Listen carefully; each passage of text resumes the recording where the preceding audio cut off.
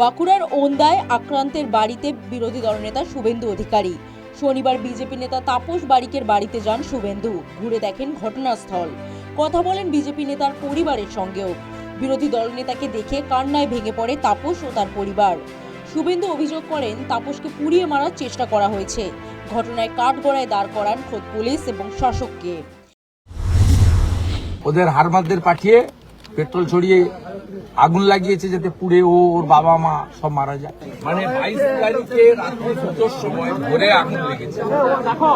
ওই দিন পরশুদিন সারাদিনের মধ্যে পুলিশের যে প্রাথমিক তদন্ত করার কথা সেই তদন্ত করেন। একটা সাধারণ লোকের বাড়িতে আগুন লাগলে বিডিওর আসা উচিত, বিডিওর প্রতিনিধি আসা উচিত।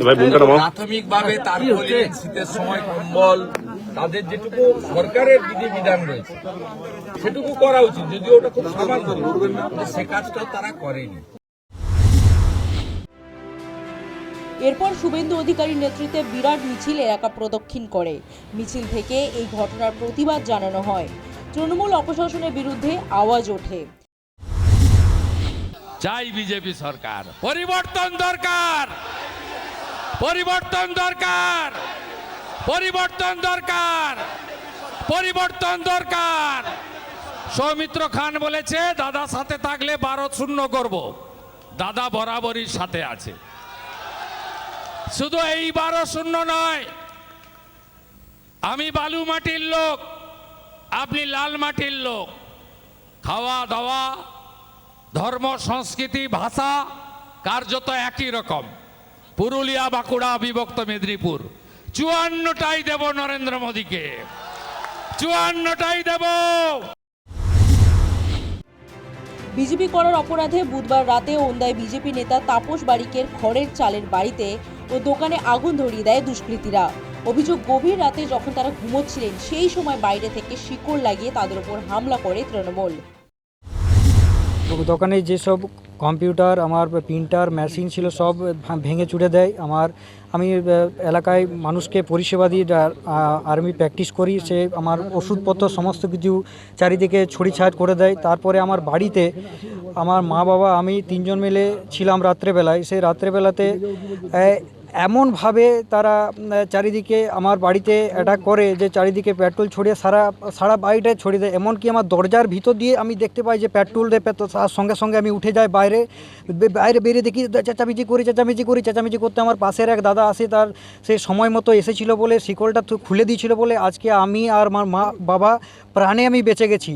মানে না হলে আজকে জীবন্ত লাশ হয়ে আমরা বেরোতাম, আমি এবং আমার মা বাবা।